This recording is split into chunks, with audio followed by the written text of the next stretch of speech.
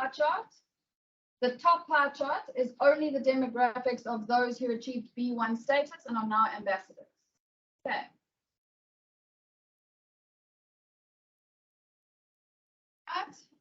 So continuing on, we have quite a wide facilitation team. And our facilitation team are all the individuals in our ecosystem who are trained up very specifically by Vivian on occupational intelligence. So every human in that sort of, as part of that logo, have done responsive leaders and have done a certain amount of hardwire coaching with Vivian in order to be allowed to facilitate in our ecosystem. Okay. So people will recognize Tracy and Tara as part of Grow Educare Centers, who help us with our ECD program. People would have met Sandile in Agri-Innovation. He's part of the food security program. Namshla is Samke. Samke, put up your hand. That's Namshla. So Samke does all of our green light surveys and also does quite a lot of mentoring and training herself. We've got Parmis, who was Decatur Business Enterprises. He can't join us today because he's conveniently moved to Anglo-American. We do miss him a lot. Not that much. But no, he's not. I noticed this. I did check. We've got Interconnections. That's Tanya, Anthea, Renee, that crowd of people who take care of our human optimization modules. We've got Knurf Academy, which everybody will know as Brenda and Tola Kele, who train our textile artisans. We've got Deep Rural, who everybody will know as Rod, Enoch, and Richard. Okay. And then we've got, last but not least, the Academy. So we've got Ellen here, we've got Lynn online, and Jimmy and Joburg. Everybody, and Nerd as well. Nerd is one of our newest facilitators in Joburg. So Nerd, Jimmy, and Ellen and Lynn make up the Academy. Right, so that's who we are. We have a number of implementation partners outside of our facilitation team. So most people here will know who Vivian is. So that's A to B transformation. Most people will also have done their hardwires. So that's also part of Vivian's crowd. Every single learner in our ecosystem would have done their green light surveys at least once a year with us. So that's the green light movement. Then we've got Grow, who run the education and business in a box part of our ECD program. So that's Tracy and Tara. Happy for you to put up your hands, Tracy and Tara, for people to see who you are. We've got Inscape Education Group, who have our bursary students in environmental design. And Terry in particular has a lot to do with them. We've got Shonakup Social Enterprise. Shona couldn't join us today, but Shonakup Social Enterprise are our disability inclusion partner. So any training in ECDs on how to include children with disabilities, we lean on them to do that work, as well as in our own teams doing something called Let's Talk Disability, which educates us on the social model of inclusion. If anybody wants to know a little bit more, please drop me a line. And then last but not least, we Container World, who we work a lot with on our ECD programs as well. So four out of our 6 ECDs are in combination with Container World and Focus on Itemba, who's at the top. So anybody who's been to one of the container schools will remember that picture. Okay. Right. So just a special thanks to our industry and supply partners. So we've got a new partner, NTE, as of this year. So everybody saw Harold and said hello. Equator Belt Factory, likewise Floors, everybody said hello earlier. Voltex, Sunshine Seedlings, Belgatex, as we all know, ITE Products, and the Clothing Bank. The Clothing Bank have been rebranded to Taking Care of Business, which is exciting. So next year we promise we'll include that new logo. Okay. All right, so before we go into program impact, I just wanted to remind everybody what programs we run. You can scan that QR code. It'll take you to the program page on our website where you can read in depth about each of these programs.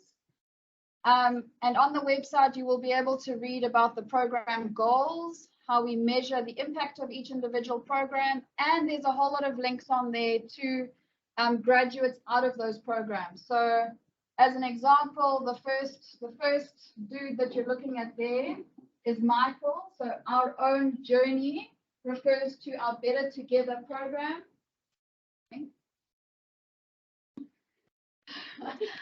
Yeah, you're right. It does? Okay, thank you.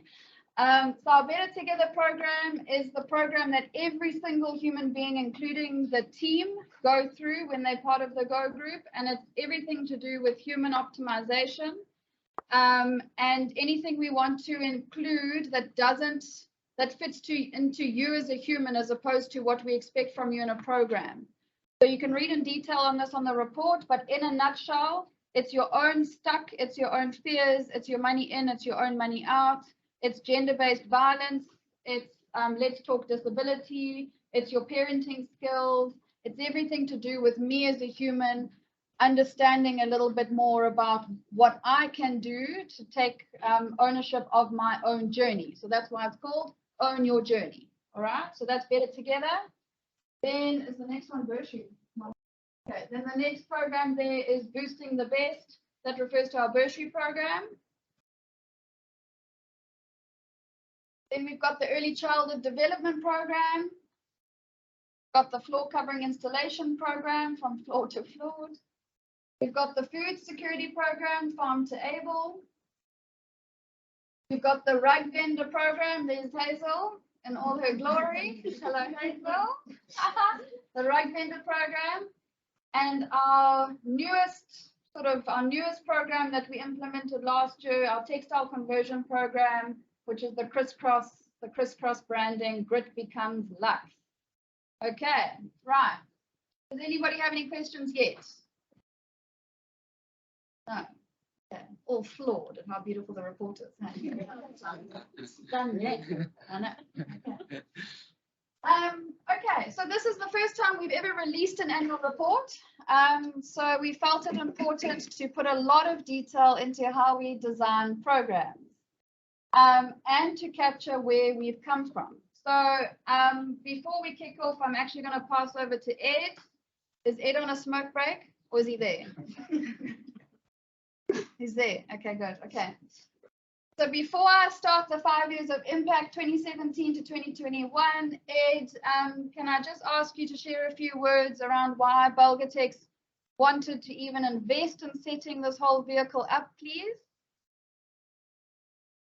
Sure, Bron. Is the speaker here, or is there? Can you guys hear? If I just Yeah, okay. Geez, why did we choose to do this? I mean, to be honest, and this isn't. I was thinking. I'm sure at some point you're going to ask me to say something, and it's incredibly humbling to sit here today. Just to see, even at this point, what you've presented, the number of people involved as partners, but, people that I'm sitting in the room with, just knowing how significant this journey is and how many moving parts there are and where this started as a dream and kind of where we're at and where we're going. Like, that's largely why we did this, was to fundamentally evolve our business, ensure that Bulgatex remains relevant as a South African business for the next 30 years, and doing things for deep meaning and deep purpose and deep impact. That's where it started, and that's why it started.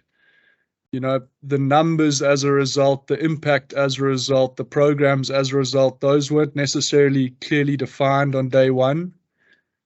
But kind of the dream, the objective, being significant and having influence as a business in our industry was always the plan, was always the goal, was why we did this.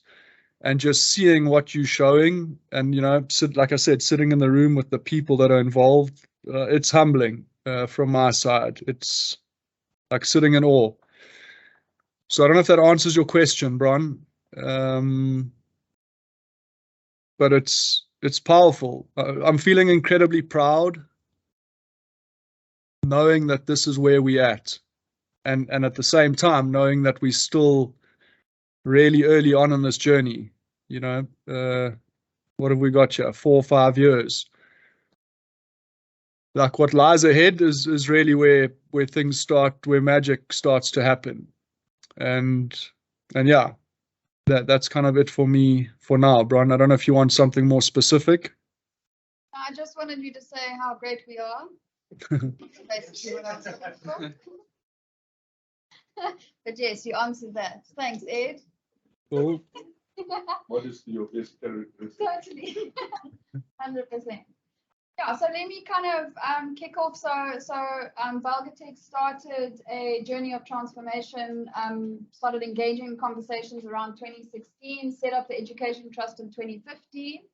And since 2016, we've been building the programs, as you know, that they are today, right? So they didn't just like appear out of nowhere. It took a lot of time and energy to understand what was important to Valgatech, what was important to the family, to come up with the first set of programs. So that's why food security, ECD, flooring, rugs, and textile exist as they are, because that is what Valgatech wanted to invest, okay? And Valgatech right from the start, we're always keen on being the seed funder, so the funder that comes in and helps set everything up to test and to prove that this thing could actually work in the way that it's working now, right? So you will notice with all the project visits, we've been bringing in other individuals into the programs because we are now quite happy that things actually work well. And we would like other people to join on the journey because Valgatech has got a certain investment and can put in, and unless we go and collaborate, we actually cannot grow as a Go group, okay? So there's a reason that we are not branded Valgatech Foundation and we're not branded Valgatech anything. We are branded the Go Group because we wanted to create a brand that anybody could attach themselves to. So it's whether it's NTE investing in a leather unit program, as an example, as we've experienced this year, they're able to invest in a program and it is their program that they can own and that they can feel proud of. Okay, so just to give you context about why that name exists and we're not Valgatech related. The Go comes out of Valgo text. Okay, so everybody will see in a lot of our material, we talk about I can moments, etc., etc. So what the agency did is that they went and took all that wording and they went, okay, well, let's come up with something that actually means something significant, and took the Go out of Valgo text and created the Go group and a bunch of go-getters. That's where that comes from. Did anybody know that? That's surprising. Maybe we need to do something about it. Okay. So that's where the Go group came from, and important for everybody to know. Right. So we started investing in programs in 2017, so we didn't really have this aim at the beginning, but what we've tried to do every year is keep so other organizations that are similar to the Go group keep their operational expenditure less than 35% of their total, whatever they spend on programs, okay? We've kept it over the years at less than 25%, which I'm really proud of, to be quite honest. So I'm proud that less than 25% of the income that comes into the Go group gets spent on, I don't know, rent and stuff, like boring things. Okay, and I'm glad that 75% of the income goes straight into programs, right? So you'll see that as we go through from 2017 to 2021, we started with 4.61%, go up to 15.8, 17.5, and last year we were sitting on 22.59. We know where that comes from. It comes from a significant investment in our new Crisscross brand, and what was required to set that up in the first place. Okay, we still kept it below 25%, so I'm still feeling very chuffed. And every year on year, you can see the number changes a little bit in what we've invested in programs. And at the end of 2021, we had invested, you can't see it on the screen there for some reason, I don't know, about 39 million in total over the 5-year period. Okay. I think it's because your ribbon, like a ribbon at the bottom. But anyway, when you see this, you'll see, oh, there we go. Okay. So 39 million 867,000 is what we've spent, or not spent, invested since 2017 in our programs. Okay, any questions? No. Okay. Cool. All right, so this slide shows the BE journey for our funders. So we've only really had Belgatex on the BE journey seed funding everything until now. So we started with a level 8 compliance with BEE for the 2016 financial year when we started this whole journey. For 2017, we went up. 2019, we jumped to level 4. Level 2020 financial year, we got a level 2, and so right in the beginning when Ed and I had started talking about the BE journey, I had said to Ed that I don't think that Belgatex would get any further than level 4, ever.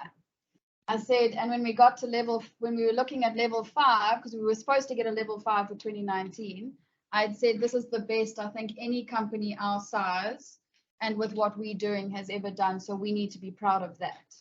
And then we got a level 4, so I ate my hat quite swiftly.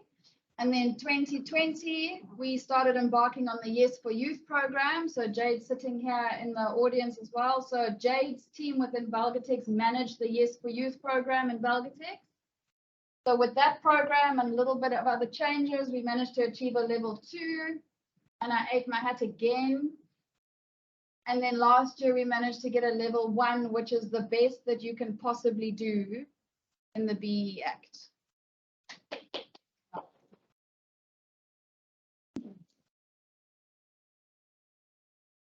So Randy and Serena are mainly involved and in charge of all of our BE and financial audit related activities. I've never known anybody to get excited by BE, but Randy was born for it. He gets energized when auditors coming, he gets energized during audits. And then when we get denied like half a point or 0.1 of a point by the auditor, he's after them like you have no idea, gets in his car, drives there, explains why we deserve the point, blah, blah, blah. And as a result, that's what we have managed to achieve. So in our last BE audit, we welcomed with open arms our partner Likewise. They came along on the journey with us, not with too much consternation, with just the right amount of consternation. And they have started investing in the floor covering program and the early childhood development program, just for Tara and Tracy's awareness. And we've got more partners that will be following on this with us as of 2022. So let's see what that looks like. Okay. Right, so there's a certain amount of investment that has to come from, according to the codes, the BE codes.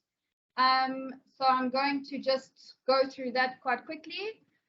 So the kind of income that we receive in the Go Group is made up of enterprise development. So that's development of any enterprise, regardless of what industry they're in. And regardless of what they do. So anybody that joins one of our programs, whether you're selling rugs, doing flooring, whatever, you come in and you say you are an enterprise you're setting up. You've got everybody knows their money in, money out. You've got business money in, money out. You've got personal money in, money out. Okay. So therefore you are an enterprise, right? And therefore you are on an enterprise development program with us. That's how it works. Okay. Then as soon as you start supplying services to us, so like the floor covering guys, when they do floor covering services for Belgatex or for the Go Group or for our ambassadors, as an example, when you invoice us for training, you become a supplier. So therefore, whatever we spend with you and invest in you and your own development, you actually form part of supplier development, not enterprise development. Okay. Then a significant amount of money goes into skills development. So everybody in the ecosystem, other than rug vendors, so other than, no, but Hazel, you've done food security. So everybody in the ecosystem, other than rug vendors, does their CETA accredited course as part of the program. So flooring are accredited with construction CETA, that's what the academy run.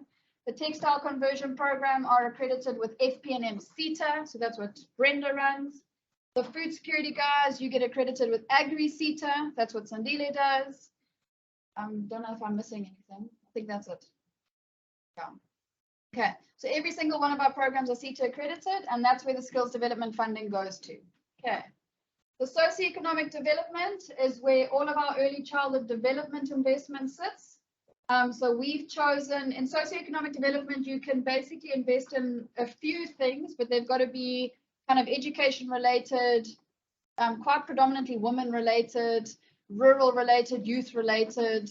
That's what socioeconomic development is. And it cannot be something that is going to perpetuate poverty. So if I can put it, it's got to be something that's going to lead to unlocking economic opportunity for somebody.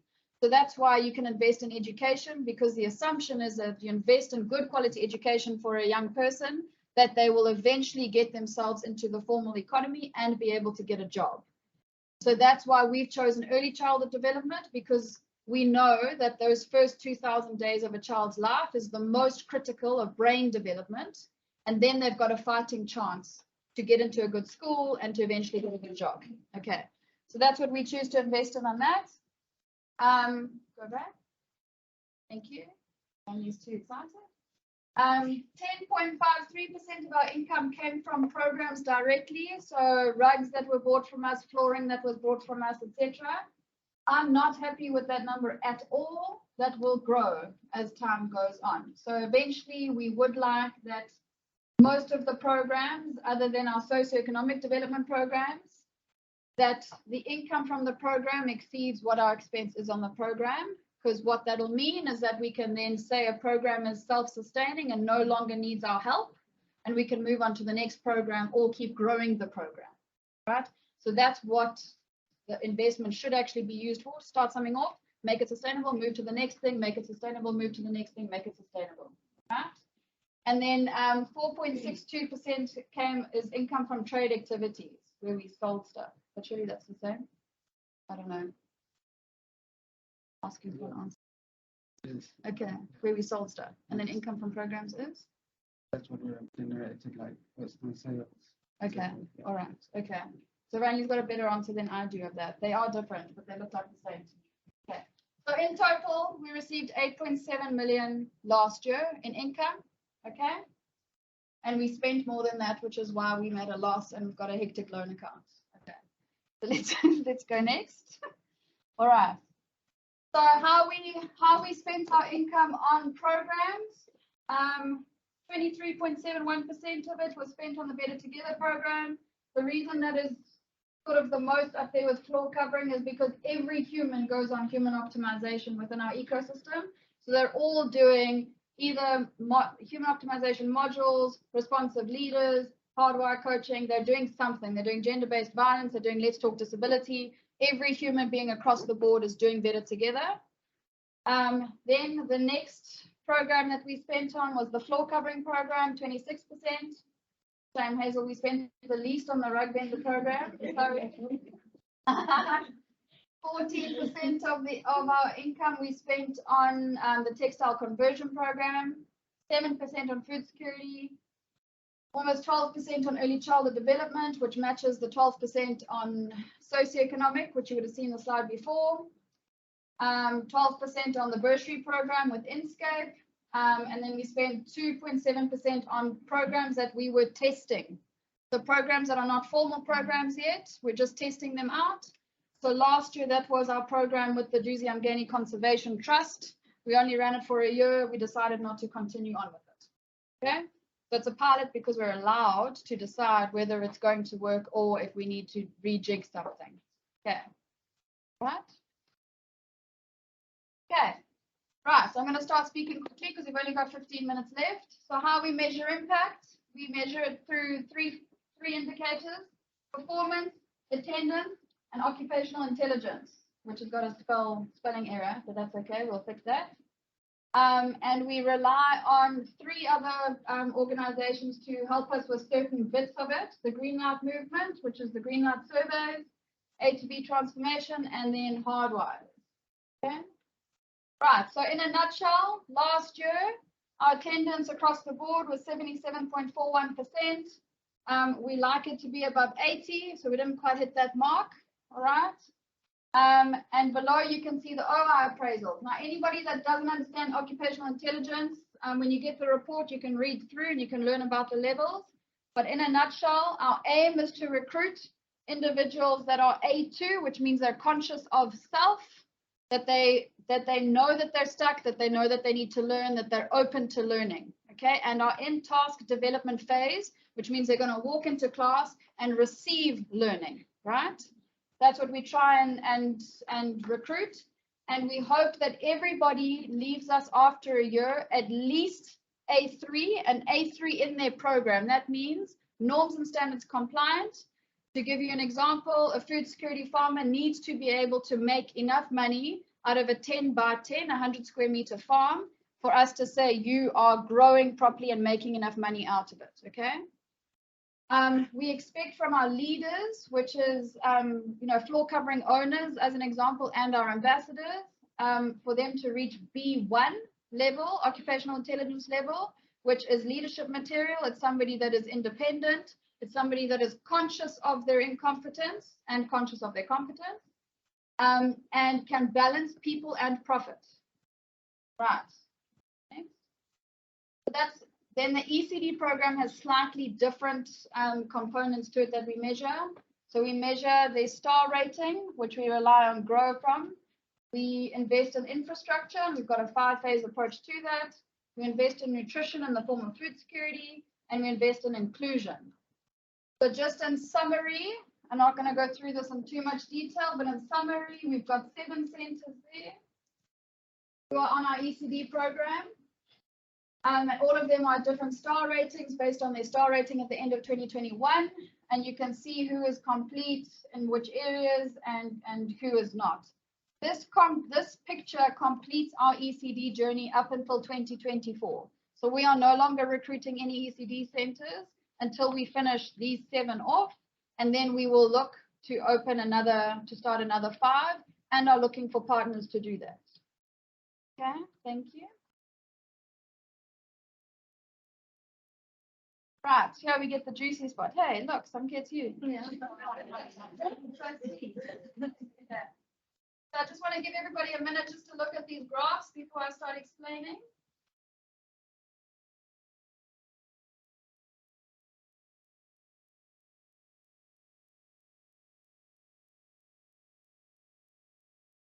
Right.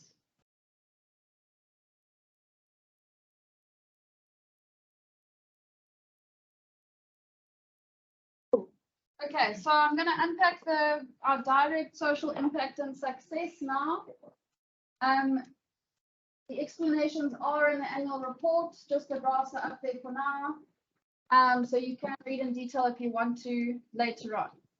So what our direct impact that we had in the year of 2021 were on the following indicators. Income and earnings above the poverty line. So what you are reading here in the graph is that 31% more family units are earning above 5,000 Rand per month after a year of being in our program. And family units who were depending on social grants dropped from 27% to 4% in the year of 2021. Okay. Family savings was another direct impact we had. And what you're reading on those graphs is that 71% of families had never saved when they joined our program. A year later, they are trying to save, with many family members reducing debt first before putting money into savings. What Laura will often tell us when she's unpacking this is that in the first year, people reduce debt first, and you start seeing their savings go up from year 2 only. Okay, so we hopefully will see that in next year's results. Okay. The next one is nutrition, which is a kind of a field, because we've got a food security program, is an obvious thing that we try and impact. So what you're reading here is that families have more money to spend on food and are making better choices. There was very little yellow left at the end of 2021, which confirms the suspicion we had of that malnutrition is the real issue rather than undernutrition, as in people had enough money for food, but were not making the right choices when they were buying food. Okay, and that could be money related. In fact, most of us know it's money related, and it could be education related. So by learning about nutrition and having more income, you are able to buy different food basket to what you would have when you joined. Okie doke. Next one. Capacity to budget and plan is something that we focus on every year, regardless of our baseline surveys. So what you're reading in that graph is that a small percentage of the learners were finding it difficult to budget and plan, and this is because the source of income was not stable, and therefore it becomes challenging to plan and budget on the unknown, right? The learners, when they started, were aware of their inadequacy and turning their goals into reality through good planning. This means that the learners were eager to learn business principles and how to manage their personal money in and money out. So the change that you're seeing in the green is a 62% change. And what that means is a 62% change in the learner's confidence and their ability to capacity to budget and plan. Okay. Then we've got knowledge and skills to generate an income is another direct impact we had, with a change of 80% between baseline and 12 months. The indicator looks entirely opposite to the beginning of the year. It looks like there is a lot of enthusiasm here and potentially some over-belief.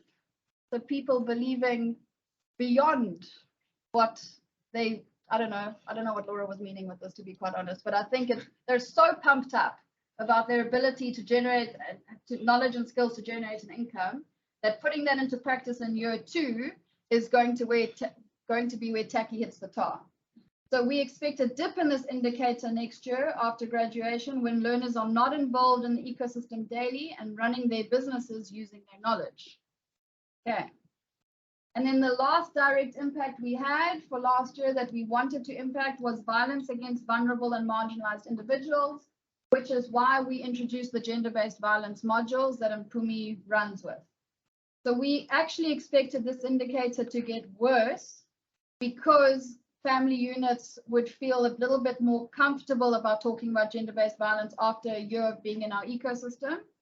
But however, it looks as if the situation really did get better for family units within that 1-year period. Okay.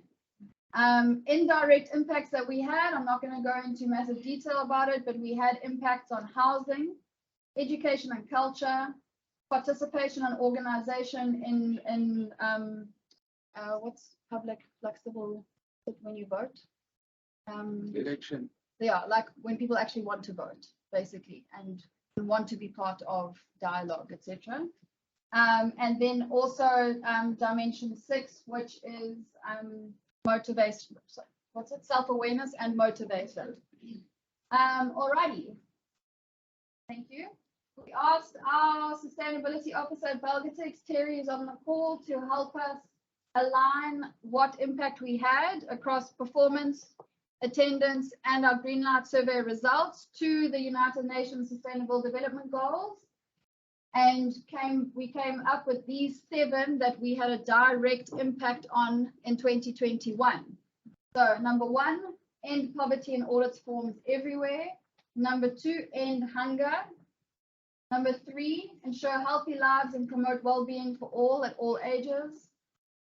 Quality education, decent work and economic growth, sustainable cities and communities, to make cities and human settlements inclusive, safe, resilient, and sustainable. Number 16, peace, justice, and strong institutions. We are proud of that. Okay. Any comments so far? No. Okay. Yeah, Bron, if I can ask a question. So I had 2 questions. Of the Greenlight metrics that you pulled out are informed by these SDGs, is that correct? The opposite way, Ed. So we look at our actual impact, which comes out of our attendance and performance. Remember, we track everybody's money in, money out according to the program. We check everybody's OI appraisals, and we track their Greenlight survey results. So if you mush all of those together and you come up with our actual impact, that then tells us what goals we had an impact on. Okay, cool. Did you know that those were the 5 or 6, if you go back one slide, that those were the 5 or 6 that you were targeting to report on? So when we did the baseline, so when we do the baseline, when everybody gets recruited between January and March, Ed, we have got an idea of where we need to adapt to. So we know that our programs have an impact of knowledge and skills to generate an income and capacity to budget and plan. We know that because it's part of our training, right? And then based on the baseline, we then take a look at where we need to maybe adapt or focus or add in modules or add in learnings. So last year, as an example, we added in violence against vulnerable and marginalized individuals. We'd never targeted that before, but we had nutrition from a previous year. And then family savings and income and earnings above the line. We hope we're going to have an impact on that, but we don't actually know until the end of the year. Okay, cool. Thank you. And then the other one was the group of people that this is, or the database. Is it the full cohort of people that you've interacted with, you know, or is it people that are graduating? Like, what is this group of people? So this is the group of people that made it from recruitment to graduation. Amazing. Cool. Thank you. That's it from me. Thank you. All right. So, Bronwyn? yeah. Hello, Harold here. Hi. Hi, Yes, Harold. through your chair. Randy, can you go back to the slide on Belgotech's scorecard, please? Beautiful one. That one, yeah.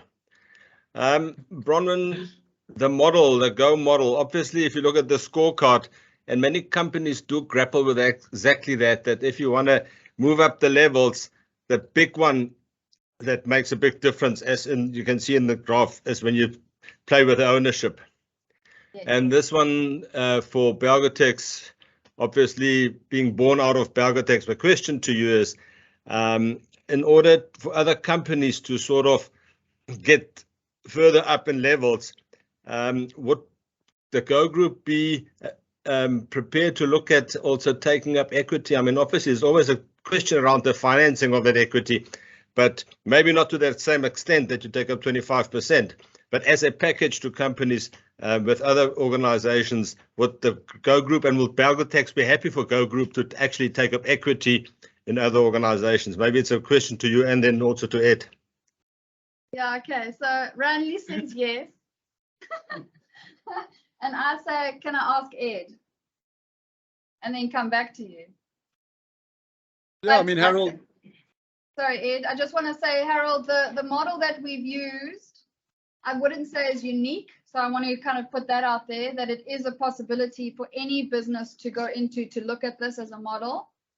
I think what makes it unique is how obsessive we are about the Belgotech's value chain in the value that we deliver, right? So we know what's important to Belgotech. We know what's important to other funders that are part of us, like Sunshine Seedlings, Waltex, likewise, etc. And we are very careful to make sure we deliver value to anybody that wants us involved. Ed? Yeah, I mean, again, you know, if I think back to 5-6 years ago of the dream, it was to create, if we can prove that by embracing everything about BE, that we can add true value, that we could create vehicles that become interesting to invest into. And but we needed to prove ourselves, we needed to build the trust, we needed to go and prove that this was possible and, you know, that it was real. And so I love the question because it tells me that there's interest in it. And, you know, if we needed to create a new vehicle to be specifically an equity partner, yet the Go Group implements, it was always the kind of big dream objective. So I love the question. I don't have the definitive answer, but it tells me what we're doing is good, which, yeah, is great to hear. Thank you. One on the slide, it says more partners to follow. How was it going to happen? So investment, so their investment, so like as an example of NTE. Same question. Yeah, but not so it doesn't necessarily mean to talk to every element, right? So likewise, and no, likewise is a bad example, because but NTE is an example. They've piloted a leather unit process with us, which we did this year, and we're ramping up next year, right?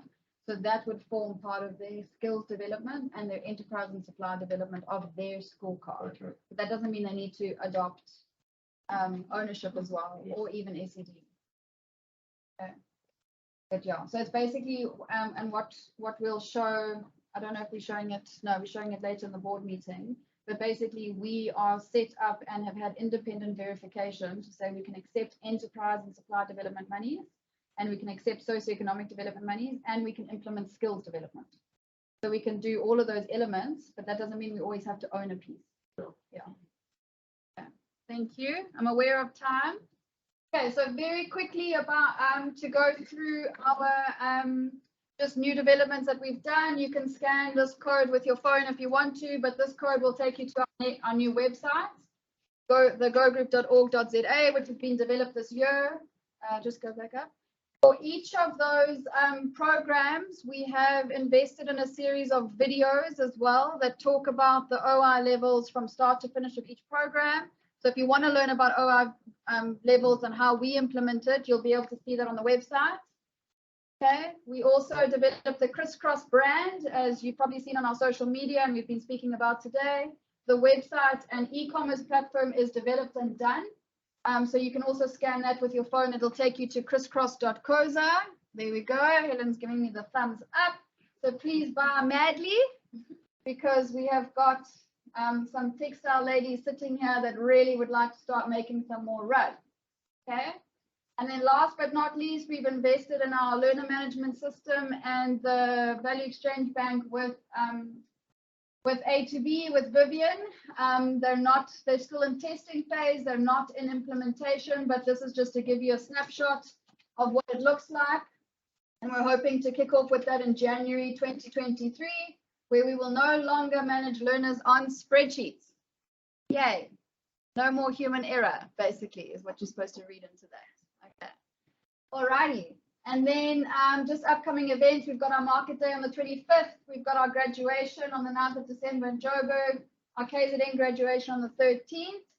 And that's pretty much our year summed up. So before we close out, I just wanted to explain to everybody sort of the process now. So to continue the annual general meeting, just the NPC board and the voting members need to remain, and everybody else, this is the end. I hope you enjoyed our annual report, and thank you very much.